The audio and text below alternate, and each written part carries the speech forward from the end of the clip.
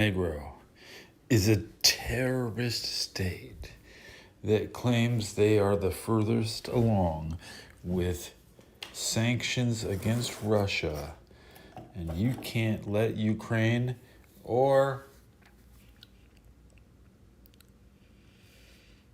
Moldova join the EU unless Montenegro is allowed to come in as a replacement for the United Kingdom. Reminder, they don't want to be a member, they want to replace the United Kingdom as leaders of the free world in Europe. So let's look at this 39 video came out 39 minutes ago. Hello there and welcome to Brussels, my love, Euronews' weekly talk show about the news coming out of Brussels and beyond. I'm Maeve McMahon. Thanks for tuning in. Coming up this week, EU enlargement was on the menu at a recent summit in Brussels, and the bloc had a special message for Sarajevo. Membership talks can start, but only after reforms do. As EU elections approach, we're asking how much do EU citizens want to see the bloc expand to new countries? And with all this talk of a larger, more populous European Union, what will that mean for the actual day-to-day functioning? Will more members mean more benefits or more squabbles? Is it the more the merrier, or too many cooks spoiling the broth? Maybe it's not Bosnia, but actually the European Union itself that needs to reform by ripping open its treaties. A warm welcome to our panellists this week. Ambassador Peter Markovic, the head of mission to Montenegro for the European Union. Calypso Nicolaitis, Franco-Greek professor of international relations from the European University Institute of Florence.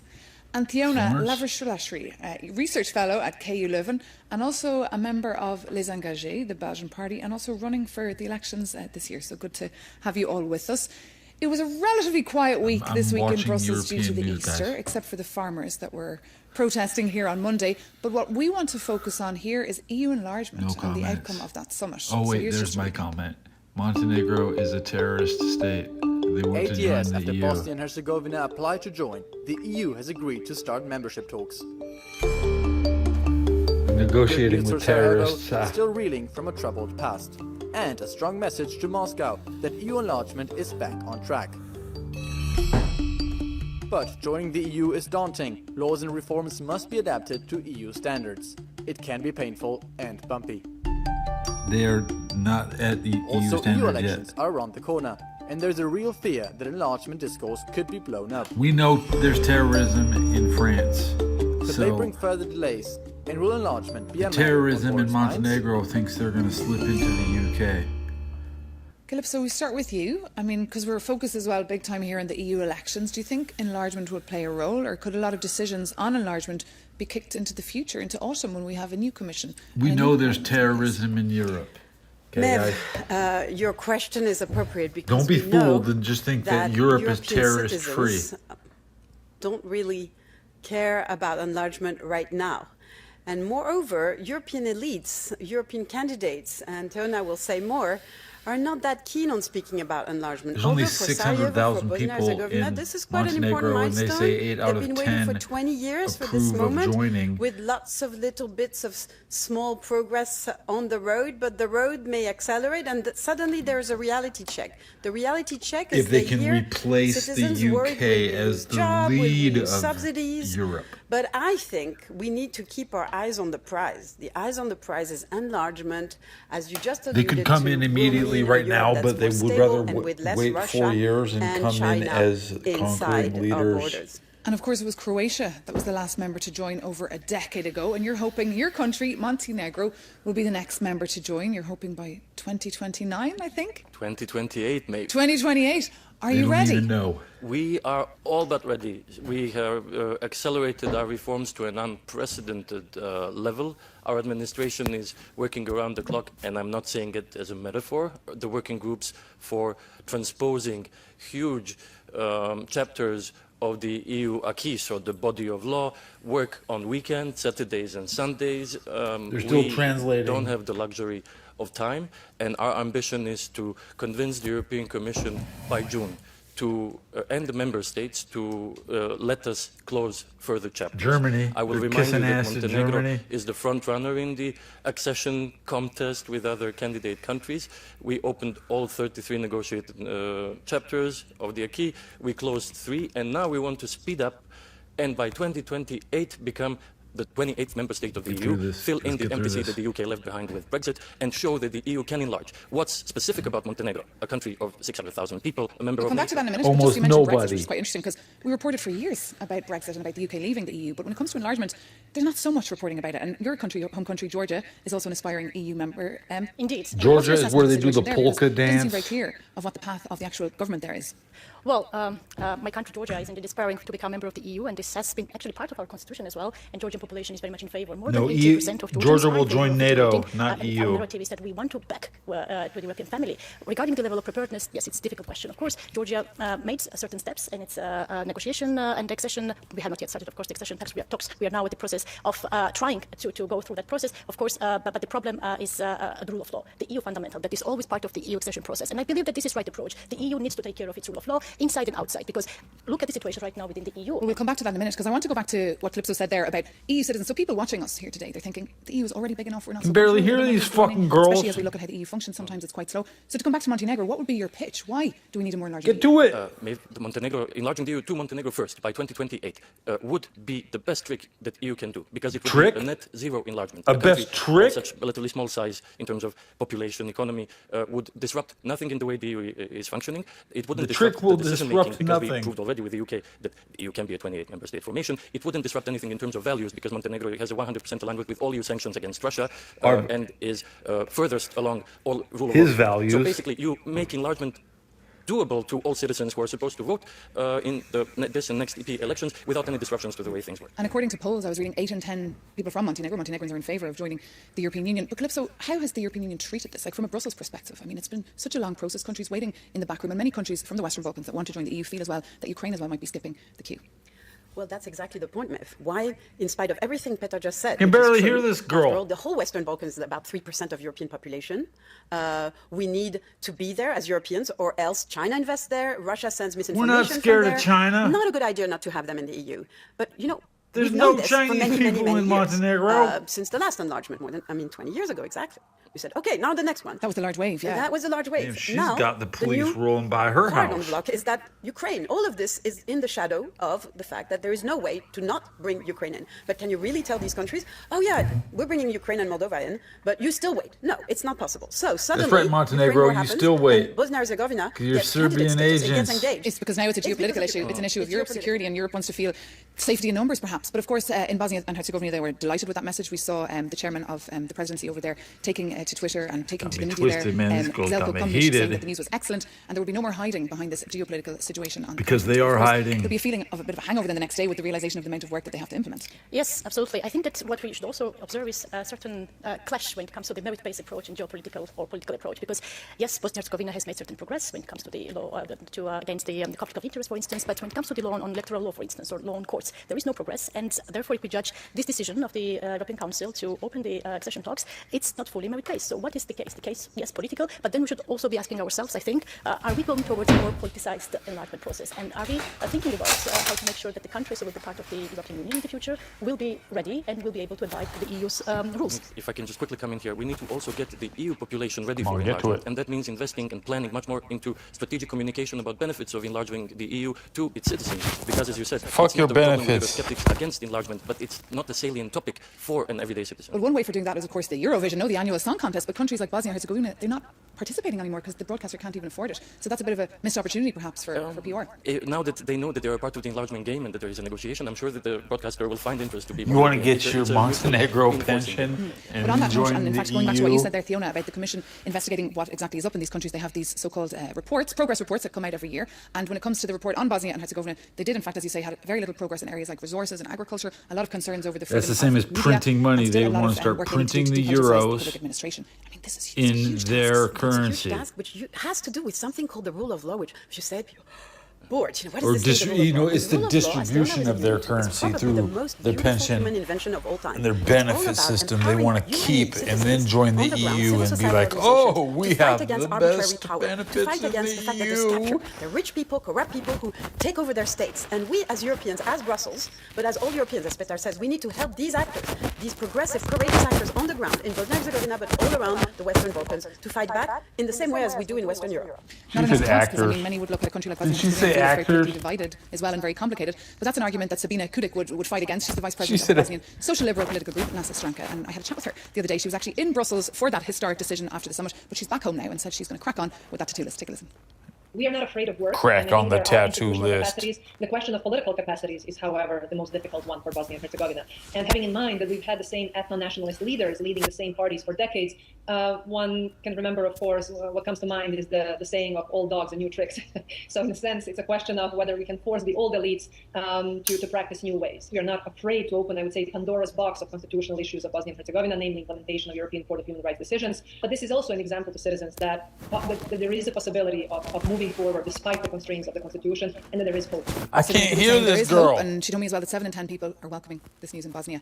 But just back to the rule of law and judiciary, I think they're chapter 23 and 24 on justice, freedom, and fucking security. speak up! Okay, you can probably relate to what you're there. Absolutely. I mean, for Montenegro, this translates into the daunting task of by June fulfilling 82 You got me something very acting like bureaucratic from angry Brussels grandpa. interim benchmarks. But I wanted to give to your to the citizens they're just looking at this, mumbling. a more plastic picture. In the history of Europe, in the House of European history, a few blocks away, on the 6th floor, there is the Maastricht Treaty, so the EU law. Physically there, it takes up a whole floor. This was in 1992. By now, it must have tripled or quadrupled in size. So this is what you need to transpose and then implement. It's a daunting task for Where do anyone. you even get the staff for that, the technical staff that are enough? People just learn on the go. Lifelong learning becomes, food you eat. We get expertise help from member states, from the Commission, and then you do it because there is no alternative to full EU membership of all Western Balkan states. Can we add that there are two sides to this coin? Everything Petar says, absorbing, we're all talking about absorption capacity. I don't think it's a nice word. It's now called very politely integration. But who is absorbing? And this is why this case of Bosnia and Herzegovina is fascinating, because we all remember the greatest tragedy that happened there 20 years ago. Sarajevo, Mostar, the war. And they remember, if we don't. And they remember that there was a kind of arrangement. That's what Sabina is talking about. A constitution that creates a really complicated system of voting, of 3 republics, and with citizens feeling excluded in Bosnia and Herzegovina in various ways, which we don't have time to enter into. And this is what the European Court of Justice spoke about recently, last fall, that we need to kind of adapt this whole electoral system, constitutional system. So here you have a Bosnia and Herzegovina in huge upheaval about changing its constitutional makeup from the Dayton Accords with external foreign people telling them what to do, and at the same time absorbing all of these EU laws. So this is a daunting task. It's an Herculean task for them too. And I think that perhaps... And My fart was louder than that lady. That to implement this daunting task, as Calypso was referring to, we also need sort of learning and exchanging experiences between the regions, Western Balkans and so-called EU associated trio. I think that collaboration and rapprochement in terms of exchanging experiences. That's tricky, no, because if you look even at the countries themselves, some of the politicians don't even speak to each other. So Yes, it is. Yes, but we need to learn collaboration and cooperation. Also to not to create this. No great Western Balkan politicians don't even talk to each other. Negotiations. you do hear a bit of a competitive edge when, for example, Albanian head of state is in town. He's very clear. Why would you let those people into the damn... Montenegro was the first candidate country to welcome the newly candidate status for the Eastern Trio because Nobody when we ever see others talks to progress, these it shows people. us that Nobody we knows who need to- they that's another are. thing. We need to learn from each other, but we need to also gradually integrate. Find ways. They're of, the having port of benefits, Russia. They're the EU accession before membership. Because if it's all or nothing game for with this kind of task, it becomes too difficult because the EU is a moving target. Mediterranean, Then Russian you have to catch up with the access. climate, the green transition. Well, and then if you give these candidate countries like Montenegro, who are in the final stage of accession, Submarine the opportunity to be ports, observers bro. and bodies, to participate in new programs, you're preparing the citizenry for what it means to be a citizen of a new member state. And the day you enter, nothing changes. You're already ready. This is what we should aim for. And of course, from a Commission perspective, they need a good news story, from the Western Balkans. Absolutely, they do, because if you look at the economic figures as well, the level of convergence of the Western Balkan economic convergence is very low. We need deeper convergence economically, politically. And I agree, and I think this is something the Commission has also realized, that we need a gradual integration. But this doesn't mean that the European Commission or European Union is going to say no to a final enlargement of membership per se, but gradual access to the single market. And one of the examples is the Growth Pact that the European Commission. We already know their Yes. plan. But They then the think question they becomes, rule the I think that, world. we need to be careful They to can just judge sleep. in a strategic way, in proper way, to understand whether the financial They'll incentives wake up really and they'll for the be in individuals. We need charge. better and more dynamism in the Western Balkans, and especially in the Western Balkans. So and seeing the countries in queue for many subsequently, years, also negative everybody on around the dynamism world in the Western Balkans. And the final behaves decision like in the hands of the them. member states. As it stands, I think around 50% of people, according to a recent Eurobarometer, are in favour of this enlargement. Indeed, and we need to carry European citizens, European member states, all of them, because it has to be a Kind of unanimous like decision. Stephen Curry. So they it will can't be take it bumping into again. the paint. All of them are worried, And especially they about competition rely from on the Ukraine. All of Treaty those of are San not concerned. Stefano. And we'll have to wait and see if this plays a role at all they on want people's minds as they to... go to vote. Those European elections taking place in a couple of months, on the 6th to the 9th of June. We'll be You'll covering see. extensively here This on is Euronews. all But I'd like to about close this discussion. the We'll take a very Treaty short of break. San Stay with us here on Stefano. Euronews, because in a minute we'll be taking a look at how the European Union perhaps I needs to just look at have to itself say in the mirror this and ask if, as a bloc, they'll be able to because reform themselves I know internally it. before enlarging externally. See you soon here on Euronews. For my credibility later.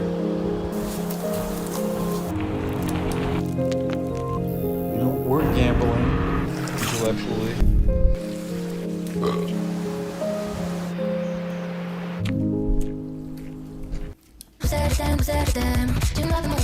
Welcome back to Brussels, My Love, Your News' weekend talk show. Now, EU enlargement is back on the agenda here. It was a major topic at the recent EU summit in Brussels, and Bosnia got the nod to start membership talks. But what we want to ask now is how will the EU Brussels, my become bigger and more love. populous? Daniela Schweitzer from the Bertelsmann Stiftung told me that the European Union will only be ready to enlarge if it reforms itself first.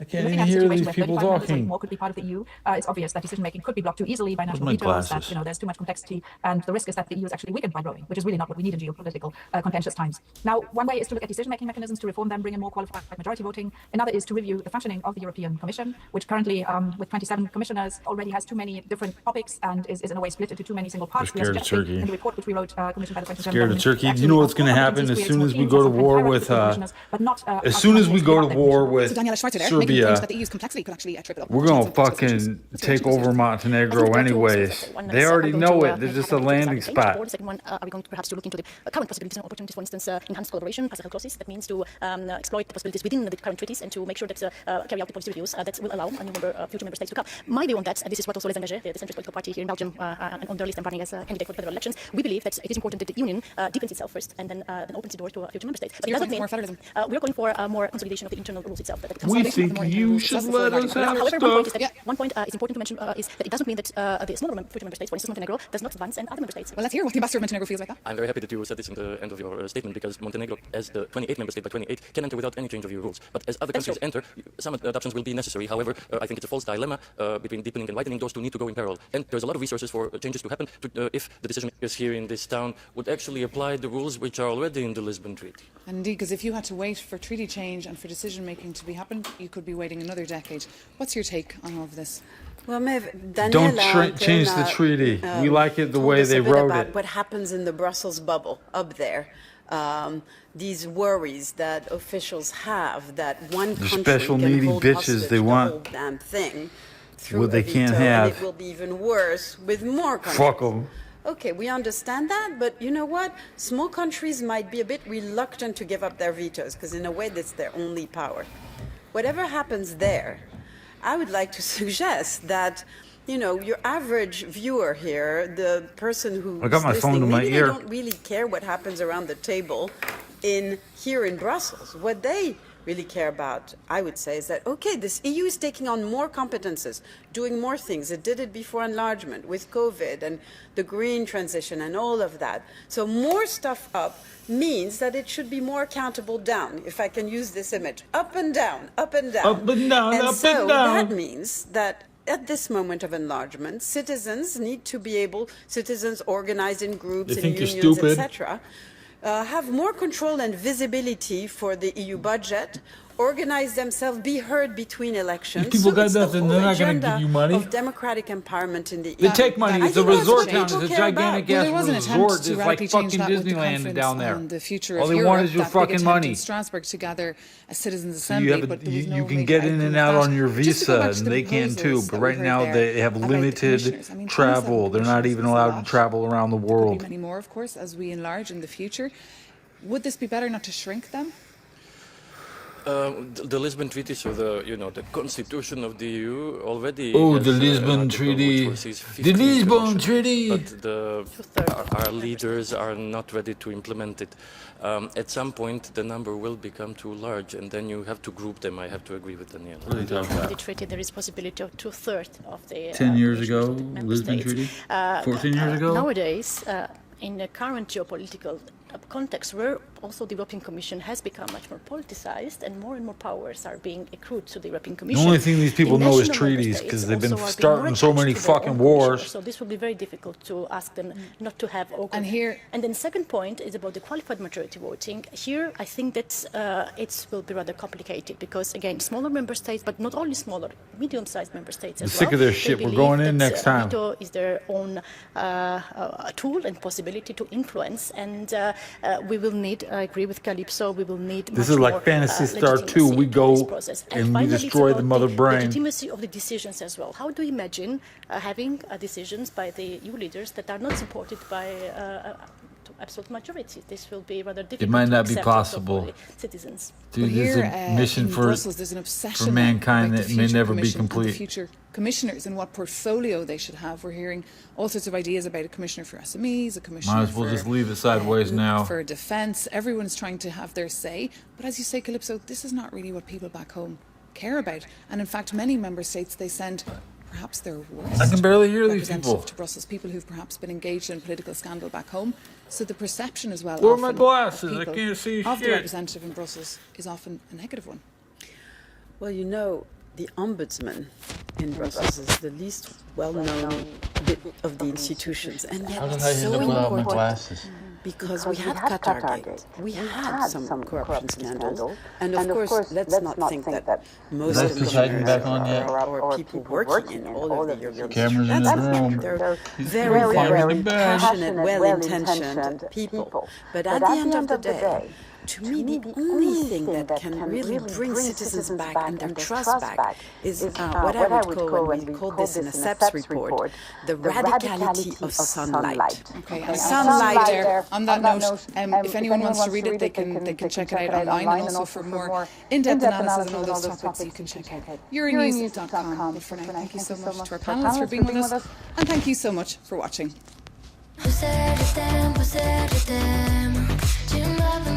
Morons. Am I going to listen to these morons? I already know what's up. They're terrorists. Activists even climbed up on the top of the building. Now we to see make the sure their actors, message the was heard. terrorist But They do not actors. agree with the global decision They're to triple friends. atomic capacity that was decided in Dubai last year. Police escorted the peaceful demonstrators away, but Greenpeace say that is their only way, really. They have to get very creative with their campaigning. We can take a listen now to their senior campaign manager, Lorelei Limousin. Creative campaign. We are in a climate emergency, so time is precious, and the governments here today are wasting it with nuclear energy fairy You're tales. next. All the evidence shows that nuclear energy is too slow to We're gonna build, deal it's with too Netanyahu, expensive, and and it then we're remains gonna dangerous deal with and these polluting. Serbs. We don't need nuclear energy. Governments must invest in the solutions I that don't know work who- for you know, people, man, who- like Let's air figure it out. Who's ventilation, going down public first, transport, man? renewable energy, not in nuclear energy fairy tale. So, Peter, how do you feel about this kind of activism blocking the entrance to this conference? Is that the only way to get press attention?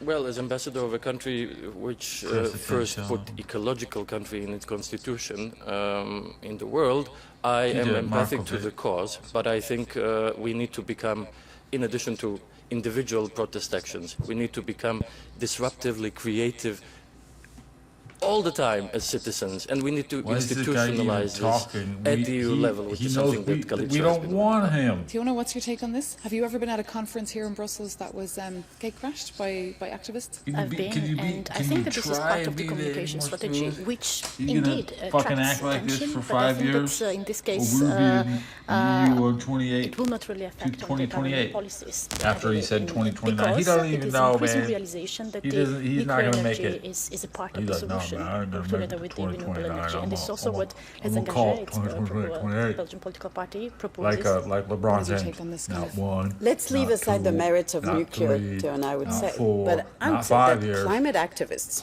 like my So, own 6 daughter, years I have old. to admit here, It'll be they don't want 2028. you to love them. They want 4 you years. to hear them. Not 5 They years. want you to know 4 them. years. And they how say, many well, does LeBron yeah, have? we're in a democracy, you could go to How many court, does you could Stephen vote, Curry have? but that's not enough. 4. There ain't Time gonna is be not no on our 5. side. Guess who's And they hitting ask, 5? why are governments It'll be becoming Lakers. more and more Lakers. coercive when actually what we need is a collective James decision, takes the championship. a collective disruption, Then you can exactly talk as about Petar your said, treaty of because Stefano non-violence, civil with your disobedience fucking these Franco. days is the expression Peter. of a huge angst, especially among Generation Ivans Z, and and we need to Igors. honor this angst, we as good ancestors. But if you look at the UK press, for example, politicians, the activism, press, an and a lot of effective public strategy? opinion I as well don't are know. really anti these kind of activists because they're happening so opinion, this often. is just my They're opinion. happening as well at sporting They're events. thinking about And many public people, many opinion. CEOs and those who are frequently in Sporting boardrooms events feel that to if they keep want to you have a conversation occupied, by they ruining play. where they Oh, gather they with play. their colleagues, it's not the right way to go about it. Montenegro? Different countries and societies have different political cultures of protest. I'm not surprised that in the UK they would find this a bit too radical or offensive, but it's important to get the message across. And then I don't think these are esports a former advocates. activist, when they change the forum, when they step from the street to the decision-making room, then they also need to behave like decision makers. So you need to adapt your goal to the environment and the forum that you're active in. And I guess the feeling is that people are not feeling heard, they're not in the room enough, so maybe it's a call to politicians to include them perhaps a little bit more, going back to what we talked about earlier as well about more participatory democracy. But we are out of time now for this discussion, but thank you so much to our panel for being with us. Ambassador Peter Markovic, Calypso Nicolaides and Tiona Lavrilashvili. As usual, if you have any comments for us here, please reach out. Our email address is brusselsmylove@euronews.com. We're also on Instagram, on X and on LinkedIn. See you soon on Euronews. That was too much fun, guys.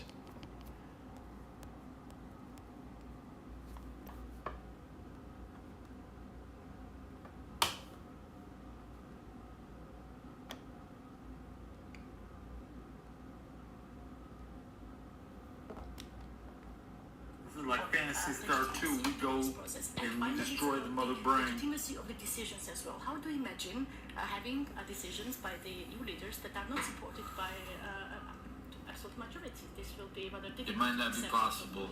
Citizens. This mission for mankind that may never be complete. Future commissioners and what portfolio they should have. We're hearing all sorts of ideas about a commissioner for SMEs, a commissioner Might as well just leave it sideways now. for defence. Everyone's trying to have their say. But as you say, Calypso, this is not really what people back home care about. And in fact, many member states, they send perhaps their I can barely hear these people. to Brussels, people who've perhaps been engaged in a political scandal back home.